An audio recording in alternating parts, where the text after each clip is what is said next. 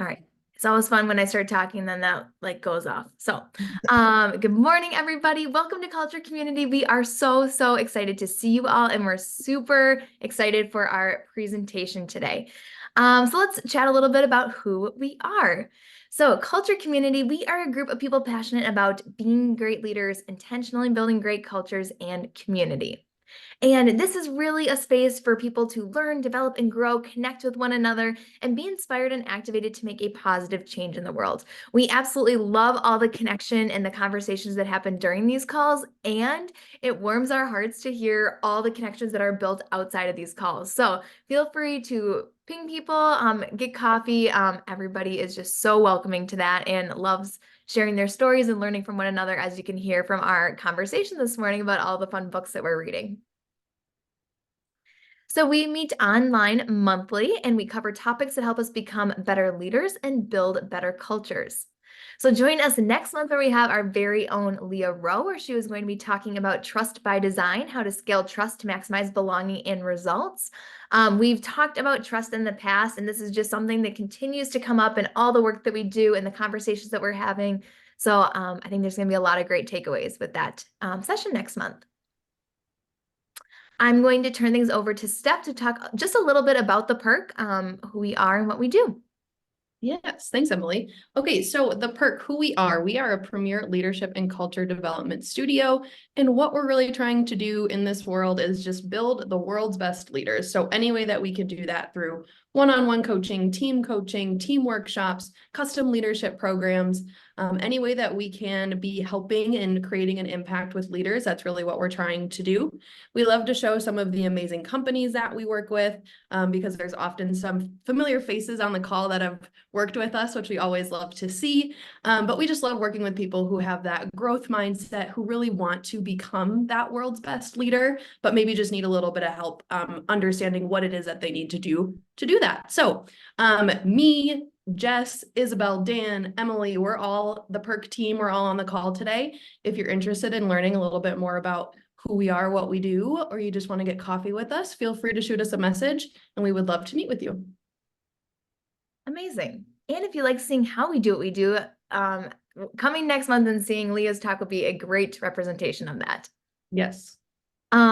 But jumping back to this month, we have the amazing Mel Rip with us, and she's going to talk to us all about how thought leadership and personal branding fuel company culture. So I just want to do a quick introduction so we all know a little bit more about Mel. I'll stop sharing my screen. So Mel is the founder and CEO of Peapod Marketing and PR Consulting, fueled by the notion that everyone has insights and expertise to be a thought leader in their industry. Specifically, women entrepreneurs and executives who may have shied away from shining light on themselves for a variety of reasons. Mel specializes in thought leadership, personal branding, and ghostwriting that helps business owners and leaders that want to be visible in a way that balances all their own stories and perspectives with their values, their comfort levels, and their goals. In moments when she's not creating content or shaping strategy for her clients, Mel is most likely resisting the urge to purchase another fancy candle. Aren't we all? Doting on the many houseplants in her house. I love seeing a couple of them in your call already. And hopping a flight to the next destination on her list. I think you crossed off Morocco last year on your list. So that's super cool. And that's it. Without further ado, I'll turn things over to Mel, and we are just so excited to learn from you today. Awesome. All right. Well, I'm going to share my screen and get all of this going. So, can everyone see my full screen? Looks good. Good. Perfect. All right. Okay. So, when I was kind of figuring out what I wanted to talk about this week, even though I've had 2 months to put this presentation together, I started to realize that while the title that I gave to the perk is on point, I'm a little bit of a dissenter. And so now I have a new title because I believe that thought leadership absolutely can fuel company culture, but I think we can't talk about thought leadership without talking about individual people, without talking about you all. So the new title of this presentation is How Thought Leadership and Personal Branding Can Level Up You and Your Company and How to Get Started. And I see a couple people I know in the audience, which makes me really happy that I have a completely different presentation for you. So, hi, I'm Mel. So, as Steph and Emily already said, so obviously you all know what I do from that introduction. Favorite part of my job is I love helping women entrepreneurs and executives. I do work with men as well, and I help everyone really create their content. I live in Door County, which for those of you who don't know is the thumb of Wisconsin. And I, of course, like plants, fancy candles, and making music playlists. I dislike designing presentations. So you will see from my presentation that there's a lot of color, a lot of words, and I apologize in advance, but at least it'll wake you up this morning. Okay, so dearly beloved, we are gathered here today, Prince style, to talk about what is a personal brand. We hear this phrase all the time. It's become so repetitive in our culture, in our professional lives. What the heck is it? And what is a thought leader? Are they the same thing? Are they different? We'll explore. What are the ways that personal branding and thought leadership can help improve my leadership as well as my company culture? So we're going to go into a few examples of that. And then for those of us who want to kind of get started with thought leadership, like how do I get started with sharing my expertise and my perspectives? Okay. Everyone can still hear me, right? Rural internet is a thing. Okay. All right, perfect. So what is a personal brand anyway? So I love this comic from Marketunist, and I share it all the time because I think it gets to the core of why personal branding is so misunderstood, is because a lot when you look on LinkedIn or when you read an article from a thought leader, it kind of starts to feel the same, right? You know, they want to be authentic. Their product is thought leadership. They have to have content. They want to get people influenced. And then I just love the woman at the coffee shop. She's like, I just need a name for the order. So, Bob, you're more than that, but let's explore how you're more than that, right? So personal branding. So I always love to give a few different definitions of things because obviously, our experiences lead us to have different definitions for some of the things that we're talking about today. And so one of the definitions of personal branding is from someone that I really admire. He's a digital marketer and an entrepreneur. His name is Neil Patel. He says, personal branding is the process of intentionally creating a public perception of an individual by positioning them as an authority in an industry or differentiating them from their competition. Okay, 100% true. Everything Neil is saying is true. And yet it feels very jargony to me, just like a lot of marketing things. It feels very jargony. So Mel decided to throw her hat in the ring on this definition. I feel like personal branding is actually promoting all of the things that you already possess and only you possess, and the things you already have, right? So it's your core values, it's your skills, it's the personality that you have, it's your tone and voice, it's the experiences you have, both life experiences and professional. It's the insights, it's the things that you think about on a daily basis and go, wait, is that right? How do I really feel about that? So we all have these pieces of a personal brand. It's what you want people to know about your story and how you want to tell it. And the reason that I wanted to kind of refinagle this definition is because I talk to a lot of people about personal branding and thought leadership every day. And one of the things I constantly hear is personal branding feels manufactured to me.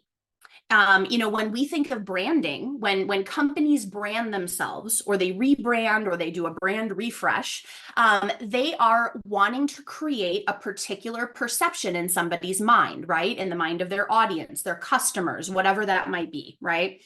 And what I want to get through or what I want to convey is that personal branding, when done correctly, does not have to feel inauthentic. It can draw on the things that already make you, you. So wait, Mel. Isn't this stuff really just your reputation? Isn't that what personal branding is? We talk about how our reputations are the things that people say about us when we're not in the room. Isn't that kind of the same thing? Well, not quite. Your reputation is how people see you. It's the first impressions you make. It's the relationships you build. It's your community. It's how you take people along for the ride, right? Your personal brand is how you want people to see you. And again, this isn't artifice. This is simply shining a light on things that people may not know about you. So I just want to kind of, talk a little bit about that difference because there is a nuance there.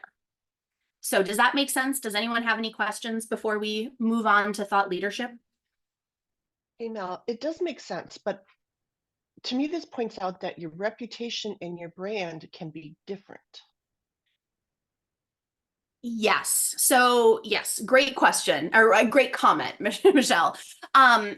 So I think that your reputation and your personal brand, like I think about this as a Venn diagram, right? And I don't think about it as two separate things. I think about it as kind of this combination of how people see you already, and maybe on what's outside of that is kind of what you're not letting people know about you, what you're not letting people in about, or what you're not sharing that maybe you could.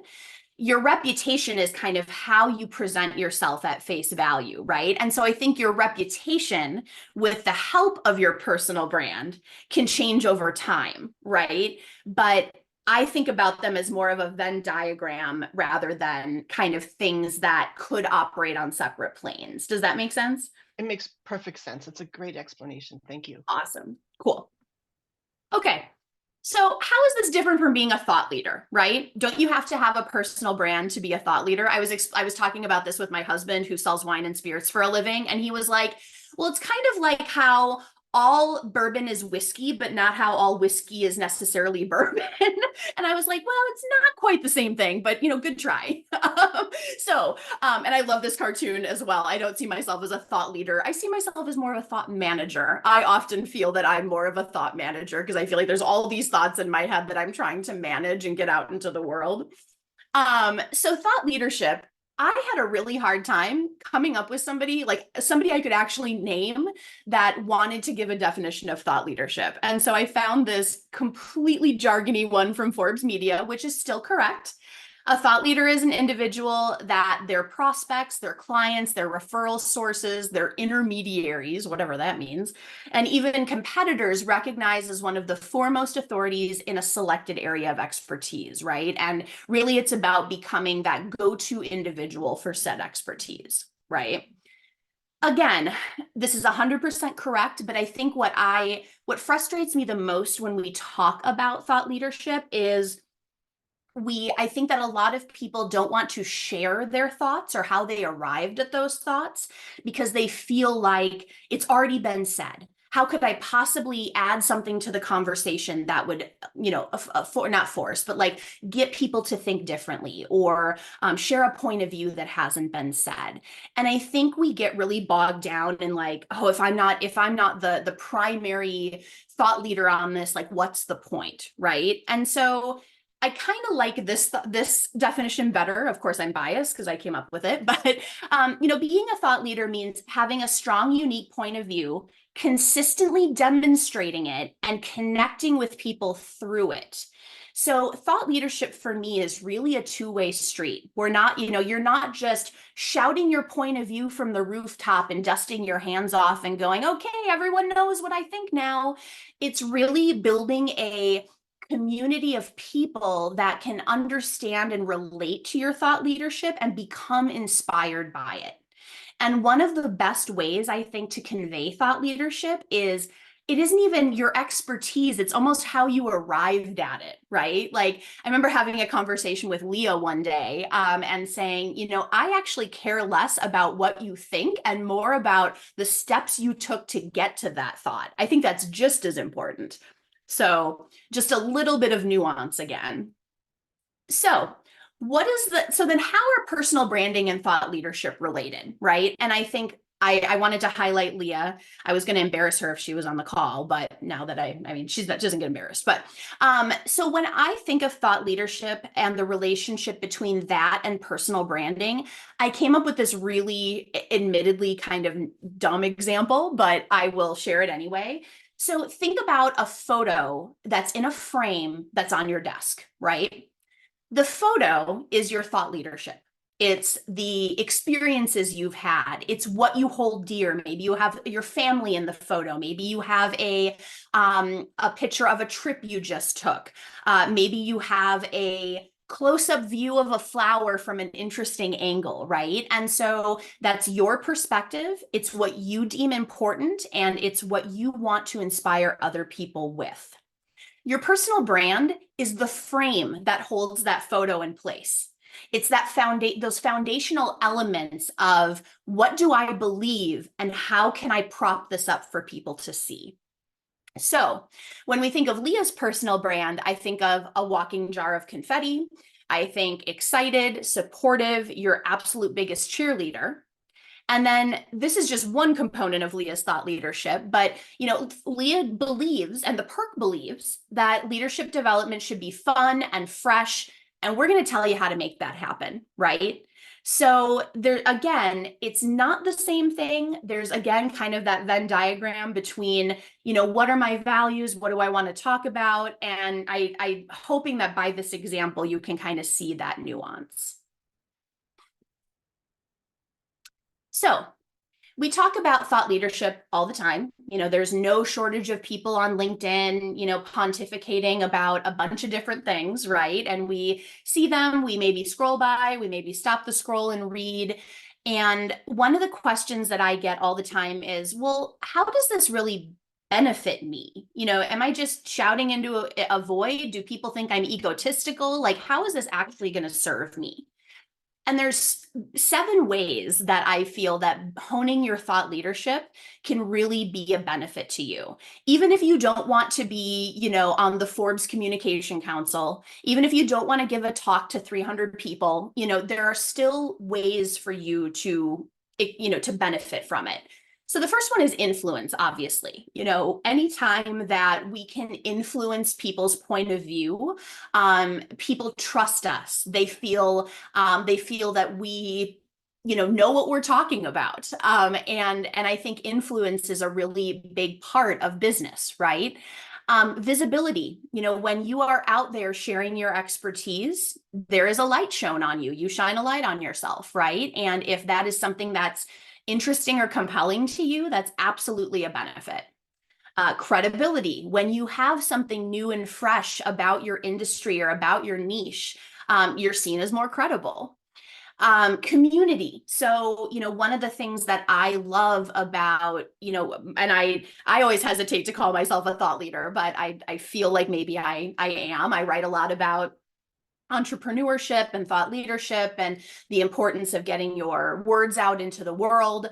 And because of that, I've created a really wonderful community that, consistently tunes into what I have to say. They share their own insights, and we all get better as a result.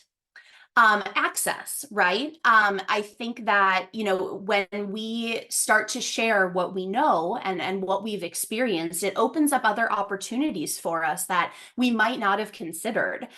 We might get invited to an industry association. We might get invited to speak. We might get invited to put our thoughts together for a piece of content, right? For our company. So I think that those are all things that are benefits. Legacy. This is one that I don't think people talk about enough, but I've really been exploring lately about what's the legacy that I want to leave with my work. And I'm nowhere near retirement. I would love to do this for as long as I can, but I'm thinking about legacy now because I think, what can I convey to people? How can I change my industry, even in the tiniest way, right? And I think it's all part of our purpose. When we feel like we have purpose in our work and kind of what we believe, it's easier for us to think about that long game. And finally, impact. So impact and influence are similar, but they're not the same. I think of influence as like gently nudging someone to think differently. And impact is when a light bulb goes off and you're just like, my entire perspective just got shifted because of something that someone said. That happens so often. I'm sure that you have all seen that happen. So I really love that thought leadership can create that impact. So one thing that we talk a lot about individual thought leadership. And when I was in the corporate world before I had my full-time business, we talked a lot about thought leadership organizationally. How can our organization start to become a thought leader? I worked for Renaissance Learning, which is an education technology company. So we talked a lot about how can we start to become thought leaders in K through 12 assessment and personalized learning and kind of all of these things, right? So I think that company-wide thought leadership and being known for, key themes or key content pillars, I think that's very important. But I'm talking about organizations benefiting from thought leadership through individual thought leadership. So what happens when you share your expertise? What happens when you're on LinkedIn talking about an experience you've had and what you've learned, right? And I think like that's the most obvious example, just because I know so many of us are on LinkedIn and always kind of seeing that stuff. So the first is that I think it increases the motivation of your current employees. When I used to see, now I'm my own CEO, so it sounds a little weird, but when I used to see the CEO of Renaissance Learning posting on LinkedIn about why he decided to go into education, what role technology plays in our society and in our education system, and how it needs to be a balance, I felt really invested in the company's success. I felt like I was a part of something, that it was more than just selling a product, right? So I think this increases employee motivation.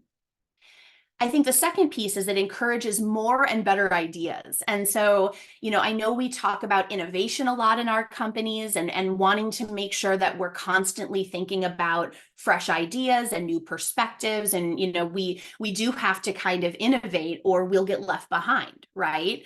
And so when employees see other people in their companies, whether it's leaders or their peers, when they see ideas, I think it becomes safer, psychologically safer for them to do the same thing. I think it helps potential employees identify company culture and leader fit. So I think about thought leadership actually as lead nurturing for, potential employees. Those interested in your company or because we're now in an age where people are listening to individuals of companies more than they're listening to the brand itself. And so, I think about all of the people that I see, and even in my industry, I have a couple people that I'm like, wow, I would love to work for them if the opportunity ever arose. And that's really saying something, because I am happily self-employed. So, anytime somebody can get a sense of who you are, what you value, and why you personally do what you do, it will be a lot easier for them to say, I want to work with that person. I want to work with that company. I want to build something great. And then 4, I think it just contributes to a more authentic and trustworthy brand.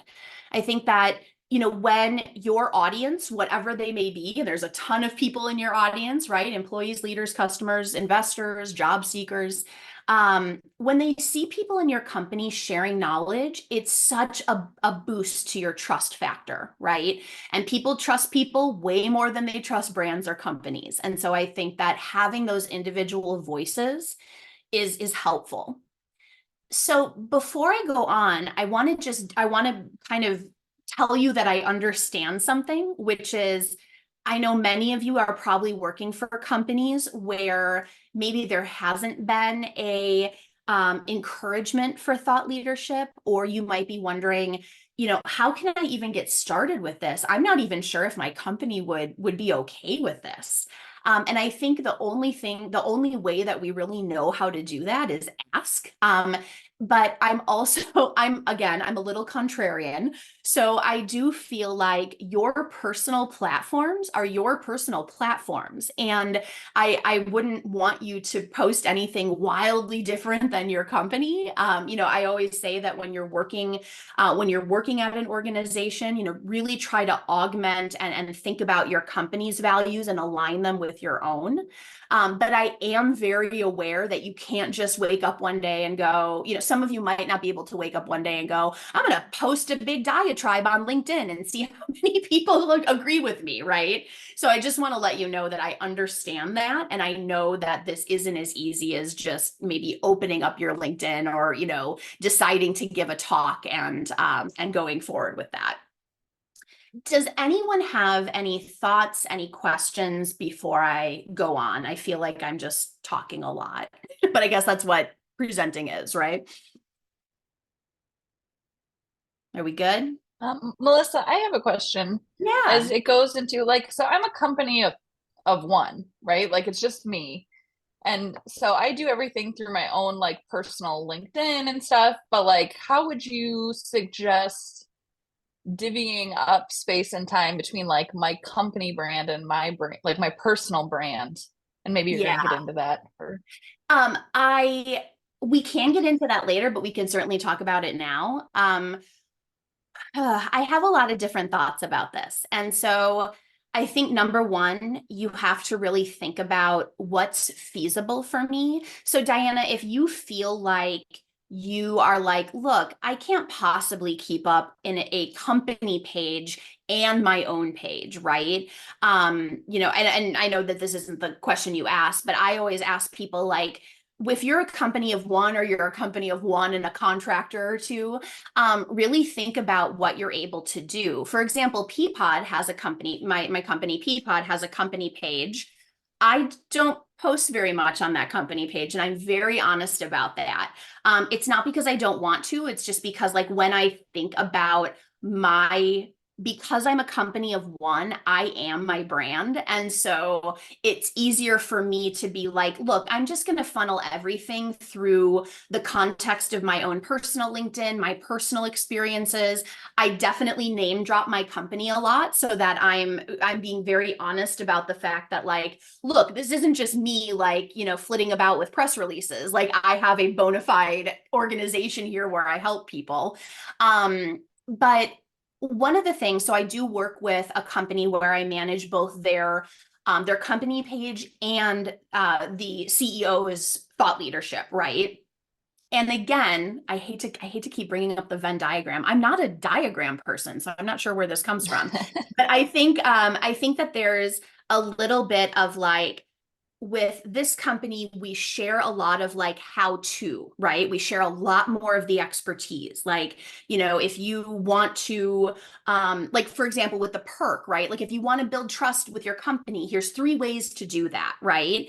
And then a post on my personal page might be more about my experiences where I felt that I didn't have that trust and what it meant. So I hope that makes sense, but I think that there's ways to kind of build on those things and not have it be so much work. If you think about what you believe from a personal perspective, how can that be turned into expertise or a lesson learned over on your company page? Does that make sense, Diana? That makes total sense. And I like the differentiation. Yeah, I want to make sure I answered your question because sometimes I can babble. Okay. I have a quick question. Yeah. I always feel and thought leadership to me is still a pretty new term. I feel like it just came out 5 years ago and someone made it up and they were let's go with this. I usually see it when it is on higher level job descriptions or looking more at leadership roles. And I'm wondering and maybe you'll talk about this as we go, but thinking about how can you encourage people who maybe aren't at that level in your company to have their own style of thought leadership, or encourage them to grow their thought leadership when they're, very new to being a professional. Absolutely. So I actually,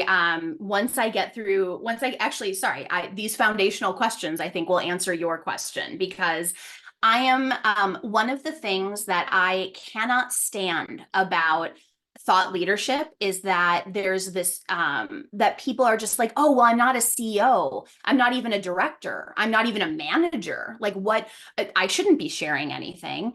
And I am of the firm belief, there are so many people that are oh, thought leadership, you have to be given that title. You can't be you can't give yourself that title. And I'm like, with all due respect, no.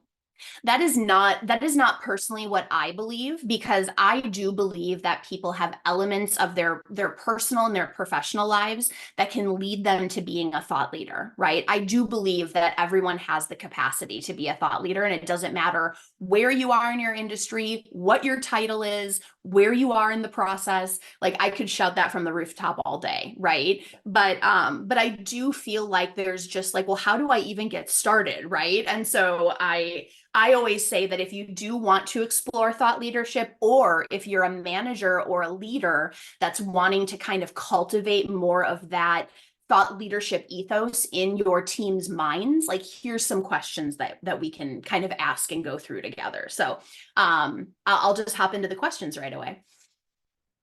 So here are 7 of my favorite questions to begin exploring your thought leadership.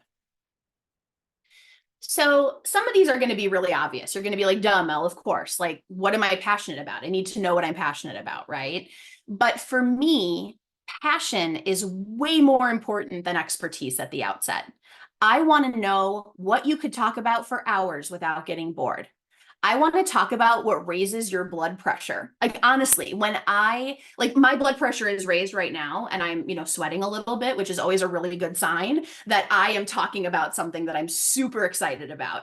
But like, think about that. When you see something on LinkedIn, when you see a quote in a Forbes article, do you get fired up? Are you like, wait, I don't think that, I think this? Or, what really does light me up in my industry? Because I could talk about 20 different things within marketing, but it's this particular thing that I'm honed in on. And the reason, I'll just share my personal story about why I'm passionate about thought leadership is, when I was in leadership, when I was wanting to become a leader in my corporate role, I kept waiting for someone to see how awesome I was and see how many great thoughts I had, and, and see it and promote me. And it happened, right? It actually happened a little sooner than I would have liked. I kind of got thrown into leadership without a raft. But I remember the way I felt. I remember thinking that, wait, why isn't anyone noticing how hard I'm working and what insights I have?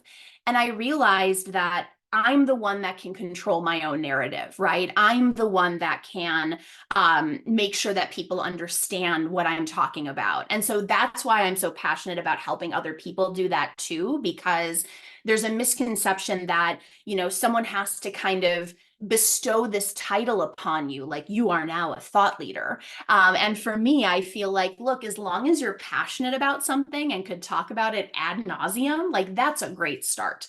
So the follow-up questions here are like, what are the topics within my industry that light me up? And again, what could I talk for hours about without getting bored? What do I have expertise in? Again, a Venn diagram. I feel like the perfect thought leadership is this combination of expertise and passion. What are you excited? Because, like, obviously you have expertise in 20 different things. Do you want to talk about them? There's some parts of marketing that I think are so entirely boring that I would never want to talk about them. And so when we talk about finding your niche within your industry, this is what I'm talking about. So I want to just tell people to not let this question trip you up. Expertise is really a loaded word, and being an expert is a loaded word, because my imposter syndrome personally goes right away to, oh, I don't know 100% about this topic. I guess I can't share anything about it. No. You don't have to know 100%. You just have to have a strong conviction about what you believe. And so the follow-up questions here is like, how can I convey why others should care about this topic? How did I arrive at this area of expertise? What do I want to talk about? So 3, what might I know or think that others don't? So this is where having a point of view is important, because it's one thing to just kind of be talking about expertise, but it is another thing entirely to have expertise and then say, and this is what I think about it. Obviously that is the whole definition of thought leadership, is like, what do I think about this? Not what it is, what do I think about it? So when I think about this follow-up question, I think about, when I go through my LinkedIn feed and I see an absence of something, you know, sometimes when you look at something, it's very clear about what's missing. And so I'm always like, what is something I never hear being addressed in my niche? What's my take on it? So for a long time, because I was more of a marketer than a thought leadership expert, I had a whole thing about marketing agencies and how so many marketing agencies required agency experience, but you couldn't get that agency experience unless you had a chance to work for an agency, which nobody wanted to give you. So it was one of those things where I was like, why is no one talking about this? Everyone wants agency experience, but nobody's willing to let a non-agency person be a part of an agency. So it's just stuff like that I was just like, wait, why is this not being discussed? Like, it's like Will Ferrell in Zoolander when he's like, is everyone on crazy pills? Like this is the part where I'm just like, I want to know what you think about that others may not think about. Oops, sorry. What is part of my industry that I don't agree with or needs to change? So we call this the spicy take, right? The controversial opinion. And your spicy takes don't have to be super spicy, but they have to cut through the noise. And again, you know, it's kind of similar to question 3. I'm always saying, like, why is no one talking about X? Or what do I think about X that other people would vehemently disagree with? If you can figure one of those out, like, that's your spicy take. Now, your thought leadership doesn't just have to be about that spicy take, but I think it's always important to have something that's a little bit controversial, because that's where you can kind of start to have those conversations. Who is my thought leadership expertise meant for? So normally people put this at the beginning. They're like, well, I need to know my audience in order to know who I'm speaking to. Absolutely. But I feel like it's actually more important to cultivate your point of view because it's your own point of view. And then think about the way that your audience intersects, right? And so, you know, are they other industry leaders that you're trying to attract with your thoughts and expertise and insights? Are they potential employees? Sometimes it's a past version of you. One of my audiences is, you know, the people who are just starting out in their businesses, the people who are just starting out on their thought leadership journeys. I want to speak to those people because I've been where they've been and I can help them, right? So really that follow-up question is, who am I hoping will jump up and say, this person gets it and this person gets me? Because that's really where you can build a community and a following, if that's what you'd like to do. What are stories I'll share to demonstrate what I learned and how I learned it? So I had a boss when I was a teenager. I worked at a bed and breakfast, and she would always, you know, we would always talk about, you know, some interesting things we learned about the guests or some like funny thing that happened. And she was always like, Mel, it's all writing material. It's all, you know, it's all things you can put in your head. So all of the stuff that you have been through in your career, it's all thought material. So your education, your training, who you were as a 6-year-old. Like I tell a story about how my love of curiosity led me to basically, you know, do like a blind point into a dictionary. And I wrote a creative writing story about what I pointed to, which was a laughing hyena. So I wrote a story about a laughing hyena that lost its laugh. I was in 3rd grade, and the steps it took to get its laugh back. And that to me, you know, it's not so much a thought leadership thing. It is more of like just a story of like why Mel is the way she is. But I think it does help people understand that I'm curious and that has never gone away. I'm a little funny and irreverent, and I'm always looking to, you know, to say something in a different way or to tell a story in a different way. So I have a bunch of questions. I have a bunch of prompts, which if anybody wants them, please email me. I'll share my email at the end of the presentation, and you can email me for the prompts. But I have about 30 prompts like this where I'm just like really just trying to help you come up with stories that you can connect to your expertise. And then number 7, what's my comfort level? So we're not all ready to shout from the LinkedIn rooftops right out of the gate. And I say LinkedIn a lot because this is what I do for a living. I do help people show up on LinkedIn and through emails and blogs and their websites. And, the more comfortable we are with sharing our expertise, the longer we're going to stick with it. And so I always think about this as a spectrum. Am I comfortable speaking to a small group about this particular topic? Is there an opportunity for me to kind of put a question up in my company's intranet? Do I want to publish posts on LinkedIn, right? And so I think like just understanding your comfort level and being completely okay with the fact that you may not be, in the shouting it from the rooftops category yet is completely fine. You might never be there, and that's fine too. So before we get in, there's just a little practice that I have here. And Emily and Steph, you can tell me if I'm really, am I good on time still? Okay, good. Okay. So before we get to the practice, any questions on the 7 questions that I shared?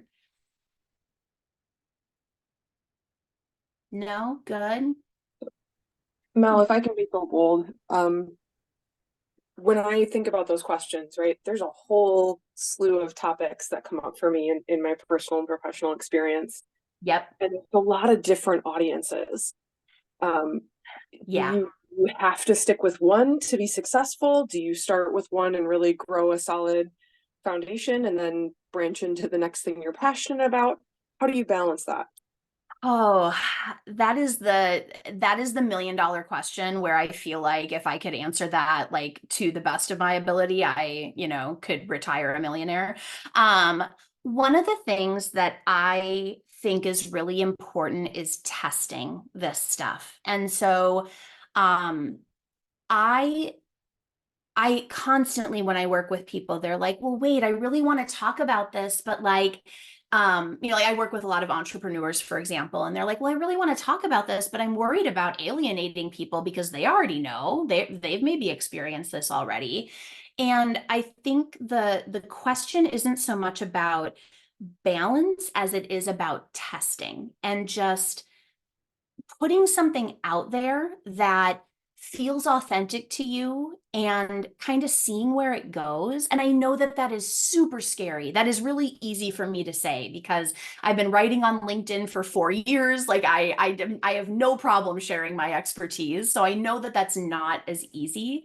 But what I like to do is I like to kind of test out my content for my different audiences. And then I see what resonates and I see the people that are paying attention.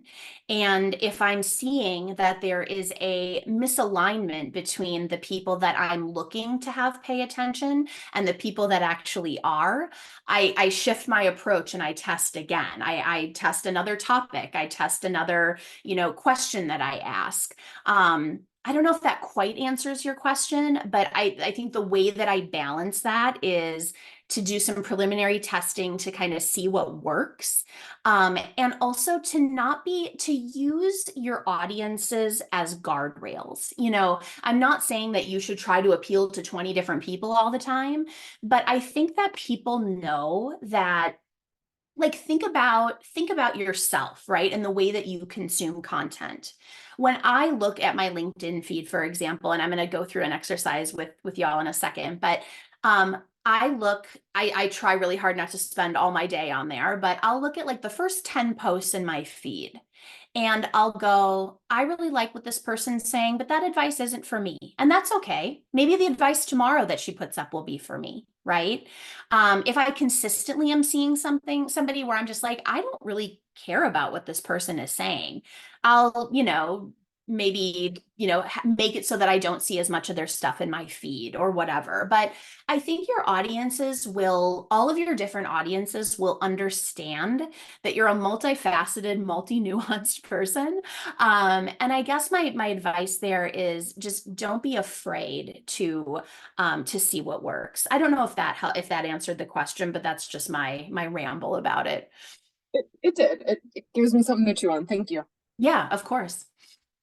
So let's do a little bit of practice. So I just picked this question because I was like, you know what, let's just, we're a community of, whether we're leading our own businesses or maybe we're managers or whatever, but like we all have a perspective on what being a great leader means, right?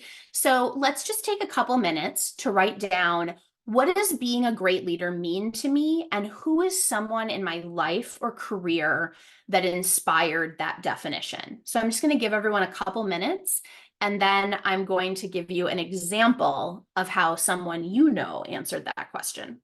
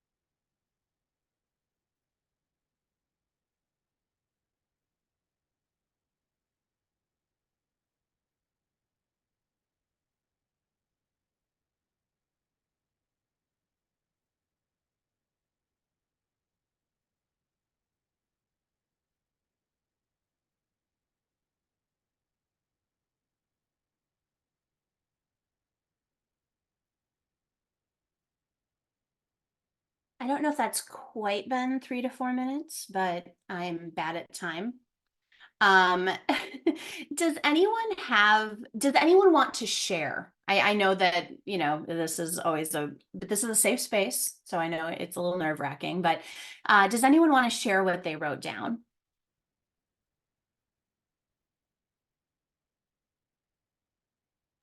I'm happy to. Cool. To me, being a great leader means being willing to help my colleagues and my team out of their comfort zone, to Yep. show them that growth is only possible when they're uncomfortable, but that I will be in the discomfort with them and I will help them through that process. Oh, I like that. The discomfort. Yeah, because like that is something that we have to normalize, right? Is that leadership is uncomfortable and growth is uncomfortable, right? I love that. And if I let my team stay stagnant, then I'm doing them a disservice. Like, I have to give them the hard feedback so that I'm serving them best. Yes. I love that. I love that. Awesome. Thank you. Does anyone else want to share?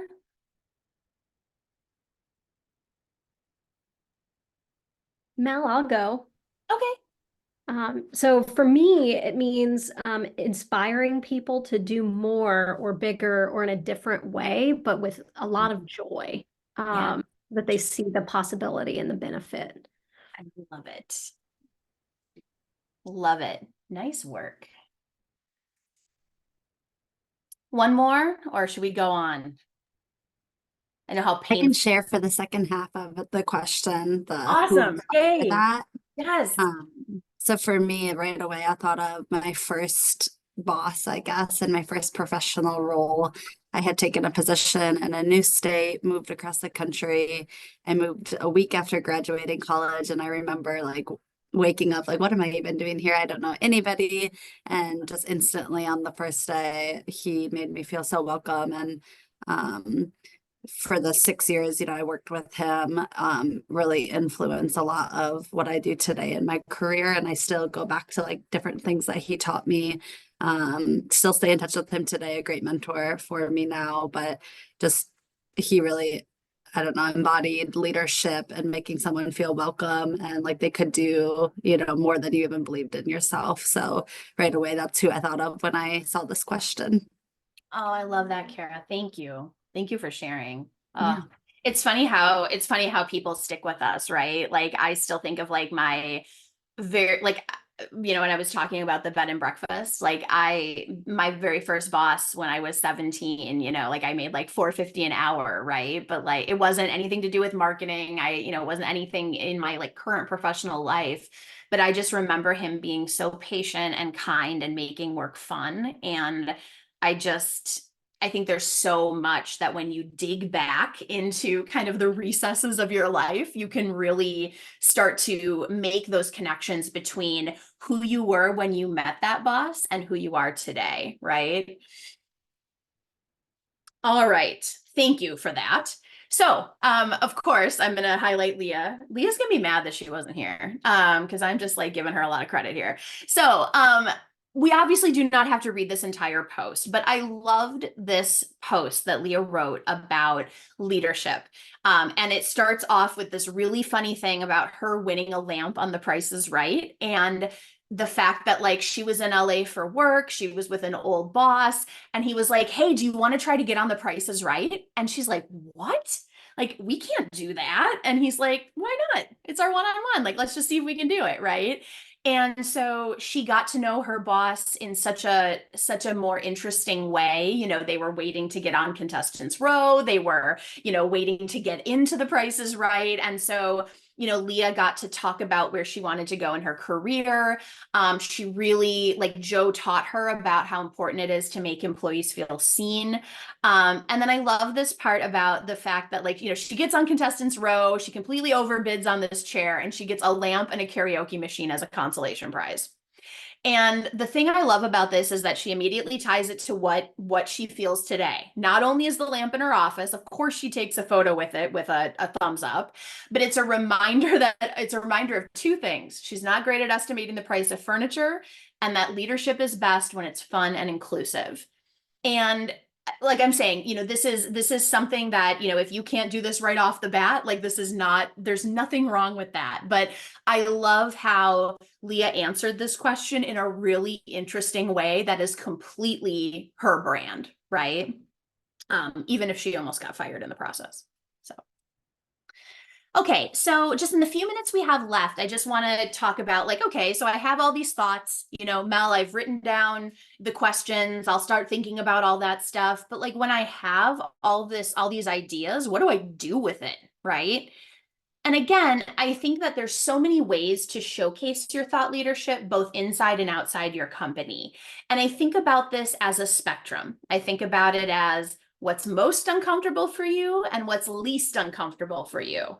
So this is just an example of a client that I currently work with, right? And so for her, the very most uncomfortable thing is a speaking engagement, right? Her least uncomfortable at the very bottom is an internal workshop or a discussion, just something where she's with a group of people. She can just be herself. She doesn't feel that there's a bunch of like artifice and, polish that she has to do, but she can still get the point across about her expertise. And there's so much stuff in between here that again, like some of this is just like, oh, this would be a wish list, right? But there are also things that you can control yourself, right? If you did want to start, adding to your internal company blog, if you have one of those. If there's an external company blog where you share thought leadership, ask your marketing team about, hey, I have this idea and I think it really fits with our values and what we're offering our customers. Can I write something about this? your marketing team will probably be so happy because it means they don't have to do it themselves. So, just things like comments or posts in industry association groups, if you have an online community there, right? And then there's all this other stuff, podcast interviews and earned and paid media. But for someone just starting out, like just concentrate on kind of that internal external factor and what you feel comfortable doing both inside and outside your company. And the 7 questions I gave you, your answers are a gold mine for sharing your expertise. I had mentioned that already, but it's really when you start to dig in and get curious about that you're going to start to see a lot of different stories come out and a lot of different things that you can add to the conversation. So just as we kind of end, a few important reminders, because I call these Melisms because I'm constantly telling people these. But number 1, thought leadership is not synonymous with ego trip. Thought leadership is not for people who just, yes, there is an element of ego involved, right? We're human. It would be weird if there wasn't. But sharing your expertise is not the same as like, I want to be in the spotlight all the time. So just keep that in mind. Start small and mostly comfortable. So think about the things that make you least uncomfortable and start with those when you're thinking about how you actually are going to put your thoughts out into the world. Stay curious when consuming industry news, trends, and the content of others. Again, I do that thing where it's like the rule of 10. I go through 10 things in my news feed on LinkedIn and I think, do I have something to add here? Do I disagree? Do I have a but and, or like, a yes and to this? Don't be afraid to test. Thought leadership is a slow burn. So don't get discouraged when, I have a client right now who gets 2 to 3 likes on her posts right now. Engagement is not the only measure of a important thought or a valid thought, right? So just don't get caught up in kind of that visible part of thought leadership. And the other part is don't take yourself so seriously. Inject your personality into what you're sharing. Inject your stories. So those are my 6 reminders there. So thank you. That's all I've got for the day. I hope that everyone learned something. I hope I maybe shifted your perspective on some things related to thought leadership and personal branding. And of course, if you want to connect with me, if you want to get those prompts, I'm mal@workwithpeapod.com. I'm Melissa Ripp on LinkedIn, and that is my website. So thanks. Thanks, y'all. Amazing. Thanks, Mel. We do have a couple minutes if anybody has any questions that they would love Mel's perspective on before we close things off for the day. Oh my God, I have so many questions. My first question is, Mel, will you be my new best friend? Yes. This was amazing. I loved it. I connected with it so much. I love new best friends. So thank you. Thank you for your time for this. Yeah. So one of the things that I struggle with is like, I feel like I'm too bold. And then like, I look at these 7 questions you gave me and I'm like, oh, I'm going to be real bold. Like, is there like a roof that you give yourself when you're like thinking about these things? Because like, I don't want to be like constantly just tangenting on LinkedIn, Yeah. I have a couple questions that I ask myself when I'm posting things, because I'm actually not very bold, but how do I say this? I'm an open book. So I would talk about anything and everything. And I can connect a lot of things to business that are probably like, oh my God. I don't know if anyone read that and there's a Business Insider article that happened a couple months ago where they were talking about how LinkedIn has become this grounds for oversharing. And, there was something about like, I can't remember, but like somebody talked about their wedding on LinkedIn where somebody got sick, or I can't even remember what it was, but I'm just like, oh boy, like I wouldn't do that. But I do talk about a lot of hard things and a lot of emotional things about business. And so, Diana, like a couple questions I always ask myself is, do I sound like a jerk? Because I think like one of the things that I'm all for controversial opinions and spicy takes, but I do think they have to be delivered in a way that you're not just constantly railing at your audience. Is there a dose of empathy that I can inject here? So even if you have something that you're super passionate about, like, you know, words are failing, examples are failing me at this moment, but you know, you can be passionate, but still be empathetic to others' point of view. There are some things that I'm not empathetic about, like when people don't pay freelancers, for example. I'm just like, what? We have businesses like everyone else, you know, like why don't, you know, why does it take 90 days for companies to pay us? You know, but those are those things that it's just like, that seems obvious to me, you know, that seems like something that would be good to do. So I always think, am I a jerk, and can I inject some empathy into what I'm saying? So even if it does feel harsh, I can at least say, look, I get it. I understand where you might have some reservations about this, but I still think strongly about this, and this is why. And then the third question I ask myself is, does anyone care, or is it just me pontificating? And I've had to check myself against that a bunch of times, because sometimes I have these conversations in my head that it's like, you know, Mel on the left and Mel on the right, and we're kind of duking it out. And then that makes its way to LinkedIn, and people are like, what is this even about? So I think you always have to have some context for why you're sharing this, again, without just kind of being like, here's what I think. You know, there has to be a story or a point of view that backs that up, that doesn't just have it come out of thin air. Does that help? Yeah, that Okay. makes perfect sense. Cool. Yeah, I like it. Mel, kind of along those lines, do you have an advisory board or a group of people that you bounce things off of before you post it publicly to kind of gut check yourself? I do. I have my friend Alyssa Greenfield, who is a thought leadership strategist as well.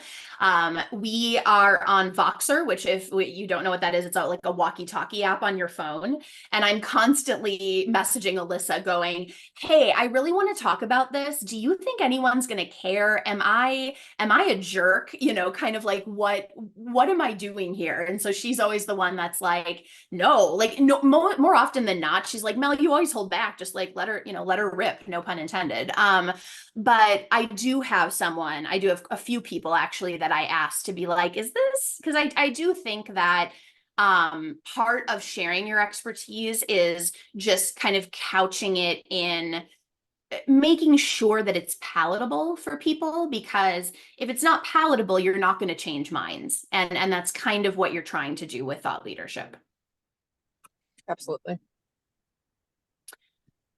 There was a question that I wanted to, Abby had said, how do you recommend delivering your spicy takes to your boss and manager? Ooh, yeah. This is a great question. So I think that one thing that I would suggest is approaching it from have you ever thought about X? You know, I've definitely, I remember like one of the takes that I gave to my boss was like, why are we always regurgitating other people's thought leadership, and why are we not sharing any original research of our own, right?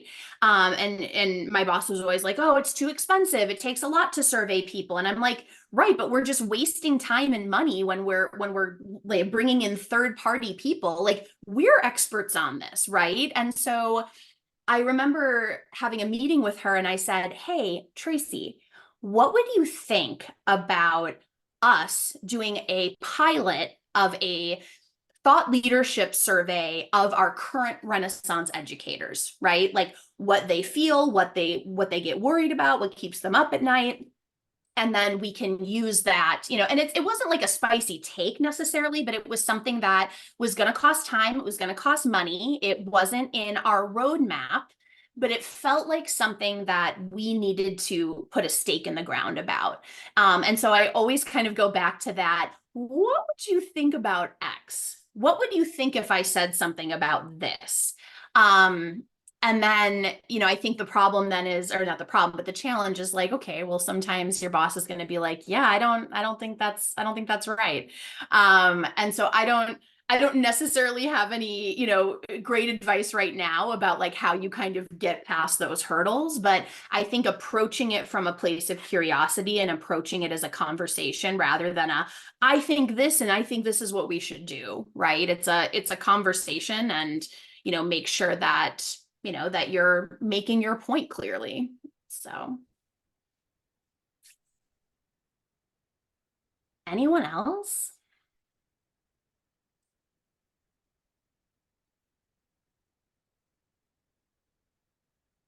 If you do have any questions pop up, we will make sure to send this recording with the email afterwards, so you'll have all of Mel's contact information, just so you know. But I haven't seen anything else come in the chat, so we will let everybody go today. Thank you so much for joining us. Mel, thank you so much for all of this. I took so many notes, and I'm really excited to implement some of these things. So we hope to see you all next month, and I hope you have a great rest of your day. Awesome. Thanks, Thank you, everyone. everyone. Thank you. Bye. Bye.